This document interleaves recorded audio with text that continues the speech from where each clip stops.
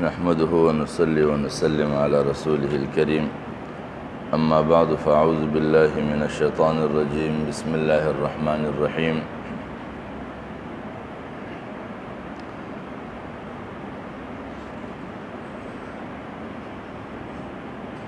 آج پہلے رمضان کو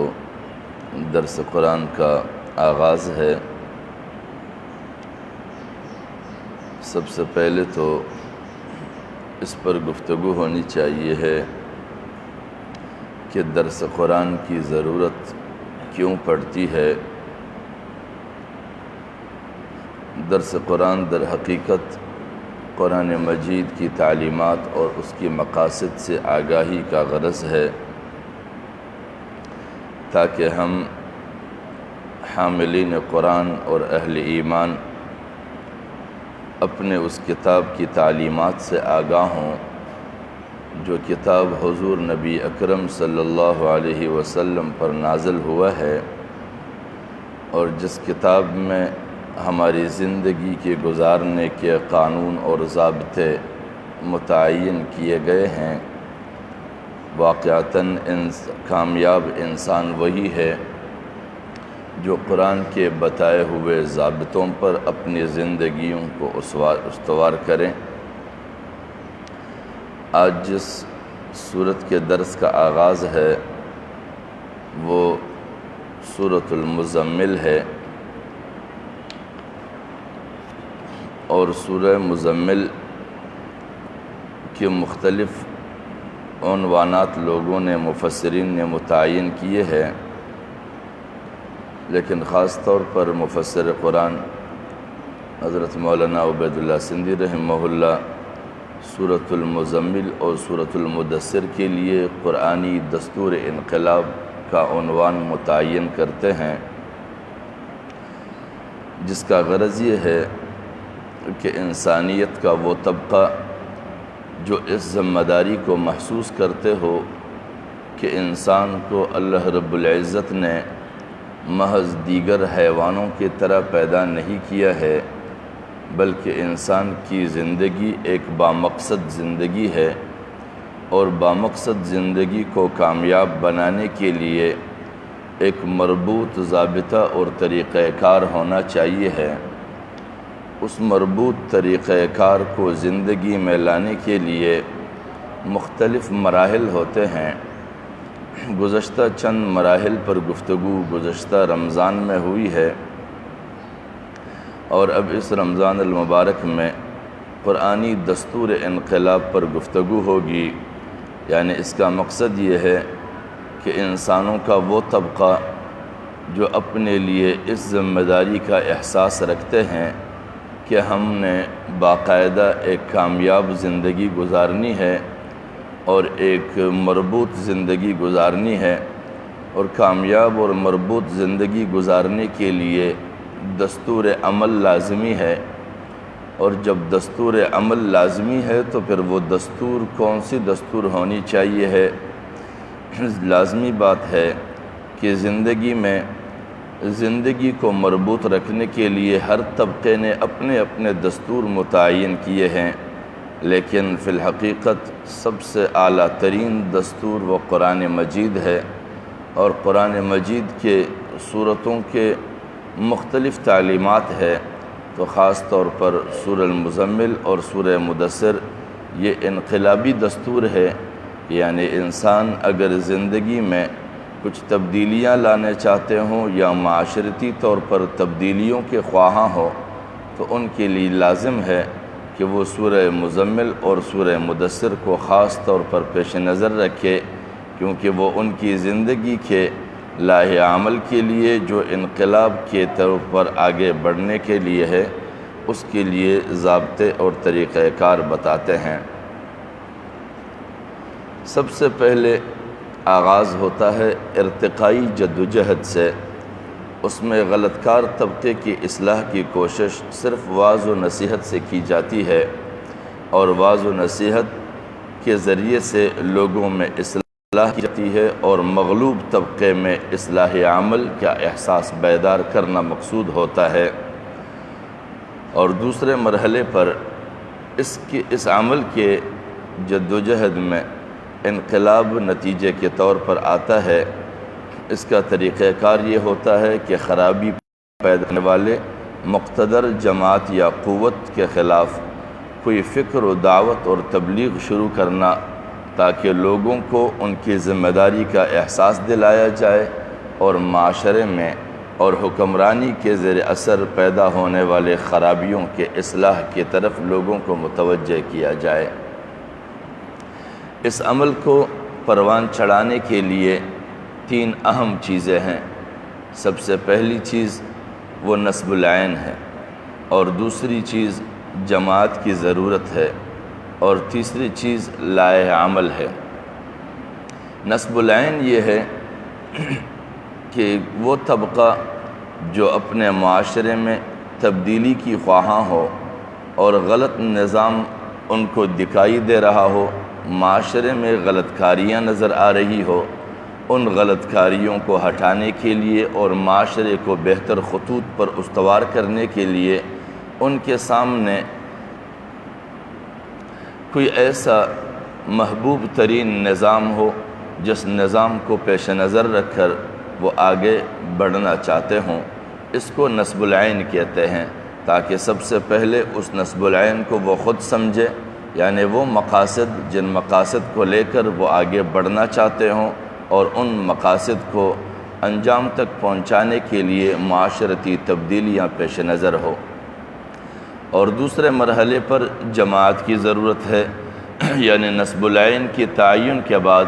کہ تمہاری زندگی کا مقصد کیا ہے اور اس مقصد کو آپ نے کس طرح لے کر آگے بڑھنا ہے، اس کے لیے جماعت کی ضرورت ہوتی ہے۔ جس طرح حضور نبی اکرم صلی اللہ علیہ وسلم کی بعثت آئی اور اس کے نصب العین کا مقصد یہ تھا کہ معاشرے میں جو شرک ہے یا انسانی غلامی زندگی ہے، اس انسانی غلامی زندگی کا خاتمہ کر کے ان کو ایک رب واحد کی جانب متوجہ کیا جائے، جس طرح کہ ایک روایت میں بھی ہے کہ بعثنا لنخرج العباد، کہ اللہ رب العزت نے میری بعثت اس لیے فرمائی ہے کہ میں لوگوں کو نکالوں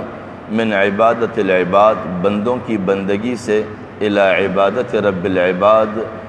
بندوں کے پرورش کرنے والی ذات کی بندگی کی جانب لوگوں کو نکال لوں۔ جب بعثت کا مقصد یہ ہوا تو گویا کہ وہ اس کا نصب العین تھا کہ لوگوں کو لوگوں کی بندگی سے نکال کر لوگوں کی پرورش کرنے والی ذات کی بندگی کے جانب لایا جائے، یہ اس کا نصب العین تھا۔ اور اس نصب العین کو آگے بڑھانے کے لیے جماعت کی ضرورت تھی، لہٰذا اس نصب العین کو لوگوں کے سامنے بیان کرتے رہے اور لوگوں کو رب واحد کی جانب بلاتے رہے، یہاں تک کہ اس کے جماعت کے افراد بڑھتے رہے۔ اور پھر یہ ہوا کہ محمد الرسول اللہ والذین معہ کے مصداق ان کے صحابہ کرام ان کے ساتھ جماعت کی صورت میں متفق ہوتے رہے اور ملتے رہے، جڑتے رہے، یہاں تک کہ صحابہ کرام کی وہ ایک انقلابی جماعت تشکیل پائی، جس کی مثال آج دنیا میں سب سے اعلیٰ ترین عملی نمونے کے طور پر پیش کیا جاتا ہے۔ تو لہٰذا دوسرے مرحلے پر جماعت کی ضرورت ہوتی ہے تاکہ وہ اس نصب العین کو لوگوں تک پہنچا سکے اور معاشرتی تبدیلی میں اس کو عملی شکل دے سکے۔ لائحہ عمل یہ پروگرام ہے، پروگرام کے مرحلہ وار آپ نے کیا کام کرنے ہیں۔ وہ جماعت جس کا نصب العین معین ہے اپنے مقصد کو حاصل کرنے کے لیے ایک طریقہ کار سوچتی ہے، یعنی کیا طریقہ کار ہمارا ہونا چاہیے، کس ترتیب سے ہم نے نظام میں تبدیلی لانی ہے، کس ترتیب سے معاشرے کو تبدیل کرنا ہے، کس ترتیب سے باہمی اخوت کو بحال رکھنا ہے، کس ترتیب سے ہمارے معاشرتی اور معاشی مسائل کا حل ممکن ہے، ان ساری چیزوں کے بارے میں متفقہ طور پر ایک فیصلہ کرنا اور اس کے لیے ایک طریقہ کار متعین کرنا، اس کو نصب العین کہا جاتا ہے۔ قرآن میں نصب العین کے حوالے سے جو بتایا گیا ہے، قرآن میں جو تذکرہ ہے وہ لفظ آمنوا وعملوا الصالحات سے نصب العین کا تعین کیا گیا ہے۔ اور جماعت کا تذکرہ جو ہے وہ محمد الرسول اللہ والذین معہ اشداء علی الکفار رحماء بینہم کی آیت سے اس کا اظہار کیا گیا ہے، اور دوسری آیت میں لیکن الرسول والذین آمنوا معہ کی آیت سے بھی جماعت کا اظہار کیا گیا ہے۔ والسابقون الاولون من المہاجرین والانصار والذین تبعوہم باحسان سے بھی جماعت کا اظہار کیا گیا ہے۔ لہذا ہمارے لیے لازمی ہے کہ ہم میں سے ہر وہ طبقہ جو اپنے معاشرے میں غلط کاریاں اور نقص اور تباہ کاریاں دکھائی دیتی ہو اور اس کے لیے تبدیلیاں چاہتے ہو، تو سب سے پہلے اس کے لیے نصب العین کا تعین، پھر جماعتی جد و جہد، پھر اس کے لیے طریقہ کار کا تعین ہو کہ کس طرح اس کا طریقہ کار کیا جائے۔ آگے اس کے بعد سورہ مزمل کا درس ہے، اور سورۃ المزمل میں سب سے پہلی آیت ہے یا ایھا المزمل قم اللیل الا قلیلا۔ لفظ مزمل کے معنی عموماً بیان کیے جاتے ہیں کہ یا ایھا المزمل، ایک کپڑے میں لپٹنے والے، عموماً یہ معنی کیا جاتا ہے، اور المزمل فی ثوبہ وذالک علی سبیل الاستعارہ، کہ یہ کپڑے میں لپٹنا یہ بطور استعارہ لیا گیا ہے، کنایے کے طور پہ استعمال کیا گیا ہے، لیکن جب حقیقت میں اس معنی کا حضور نبی اکرم صلی اللہ علیہ وسلم کی سیرت کے ساتھ جائزہ لیا جائے تو کپڑے میں لپٹ جانے کا جو معنی عموماً کیا گیا ہے وہ اس لحاظ سے کیا جاتا ہے کہ وہ شخص جو اپنے کام میں نقص رکھتے ہو، قصور رکھتا ہو، سستی سے کام لیتا ہو، تو اس کے لیے تعریض کے طور پر مزمل کہا جاتا ہے۔ تو اب اگر لفظ مزمل کو کپڑے میں لپٹنے کے معنی میں لیا جائے تو پھر گویا کہ معاذ اللہ اس کا مقصد ہوگا کہ حضور نبی اکرم صلی اللہ علیہ وسلم اپنے کام میں قصور اور کمی کی وجہ سے نعوذ باللہ، یا پھر سستی اور کاہلی کی وجہ سے کپڑے میں لپٹے رہتے تھے اور اپنے کام سے غفلت برتتے تھے، تو یہ معنی حضور نبی اکرم صلی اللہ علیہ وسلم کی سیرت کے ساتھ مناسبت نہیں رکھتا ہے۔ اور پھر دوسرے لحاظ سے قرآنی سیرت سے اگر اس کا جائزہ لیا جائے کہ وہ شخصیت جو اتنی برگزیدہ شخصیت ہے کہ وہ اپنے کام میں بے تابی اور بے قراری کے باعث اس حد تک پہنچے ہیں، قرآن مجید اس کے بارے میں یوں اظہار فرماتے ہیں کہ لعلک باخع نفسک الا یکونوا مؤمنین، یعنی ایک شخص دعوت کی قبولیت اور دعوت کی عمومیت کے حوالے سے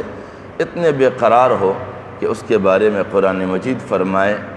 کہ جو تیرا پیش کردہ لائحہ عمل ہے یا جو تمہارا طریقہ زندگی ہے کہ لوگوں کو اس کے ماننے کی جانب تم بلاتے رہتے ہو، اس کے لیے خاطر اپنے جان ہلکان کر ڈالے گا کیا تو؟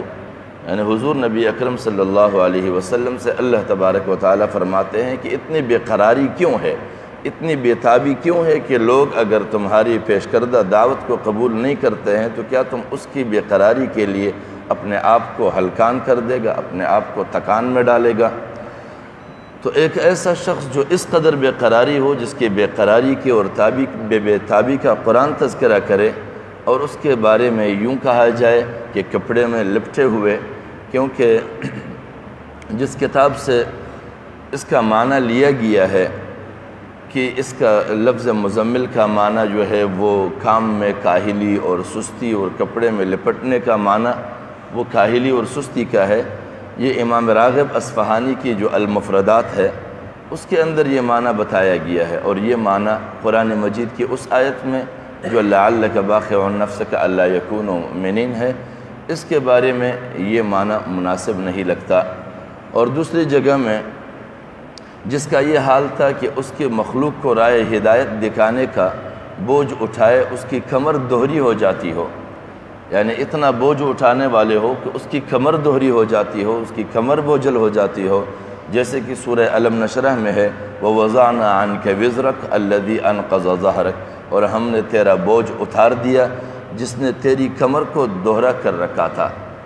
یعنی ایک جانب تو وہ اتنا بوجھ محسوس کرتے ہو کہ باقاعدہ ہم وقت اس کے لیے بیتاب رہتے ہوں، قرآن مجید اس کا اظہار یہ کرتے ہوں، اور دوسری طرف اس کے لیے اللہ رب العزت کی جانب سے خطاب ایسے لفظ کے ساتھ ہو کہ جس کا مقصد یہ ہو کہ وہ اپنے کام میں سستی اور کاہلی اور کمی محسوس کرتے ہوں، تو ایسا معنی نہیں ہے۔ اور دوسری جگہ سورہ ضحیٰ کے اندر ہے وَوَجَدَكَ ضَالًّا فَهَدَىٰ، اور اللہ رب العزت نے تمہیں حق کی تلاش میں بے قرار پایا اور تجھے راہ دکھایا کہ لوگوں کو کس راہ پر تم نے رہنمائی کرنی ہے۔ لہذا لفظ مزمل کی بہتر معنی یہ موطا امام مالک میں بتایا گیا ہے، تو اس کا معنی یہ ہے، حضرت نبی اکرم نے فرمایا کہ میرے 5 نام ہیں،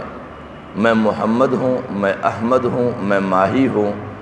میرے ذریعے سے اللہ تعالیٰ کفر کو مٹاتا ہے، اور میں حاشر ہوں کہ لوگ میرے قدموں میں اٹھائے جائیں گے، اور میں عاقب ہوں۔ یعنی اس کا مقصد یہ ہے کہ حضور نبی اکرم صلی اللہ علیہ وسلم کے ناموں میں سے تو کئی سارے نام لوگ ذکر کرتے ہیں، 20 گنواتے ہیں، لیکن خاص طور پر ان 5 ناموں کے ذکر کرنے کا مقصد یہ ہے کہ ان ناموں سے سورہ مزمل کی وضاحت ہو جاتی ہے، لفظ مزمل کی وضاحت ہو جاتی ہے۔ اس کا مقصد یہ ہوگا کہ لفظ مزمل در حقیقت اس کا معنی تزمیل کا ہے، تزمیل جوڑنے کے معنی میں ہے کہ حضور نبی اکرم صلی اللہ علیہ وسلم حد درجے کوشاں تھے کہ لوگوں کو اپنے ساتھ جوڑا جائے، اور اللہ رب العزت نے جو اسے مخاطب کیا ہے کہ یا ایھا المزمل، اے سب سے زیادہ اونچے معیار پر لوگوں کو جوڑنے والے،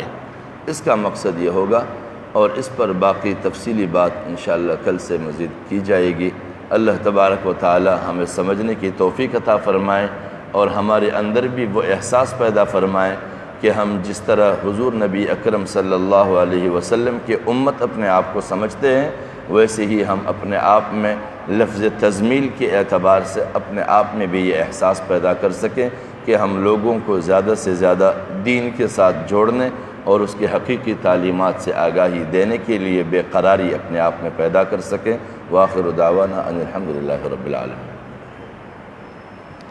الحمدللہ رب العالمین والعاقبۃ للمتقین والصلاة والسلام علی اشرف الانبیاء والمرسلین وعلی آلہ وصحبہ ومن تبعہم بإحسان الی یوم عظیم۔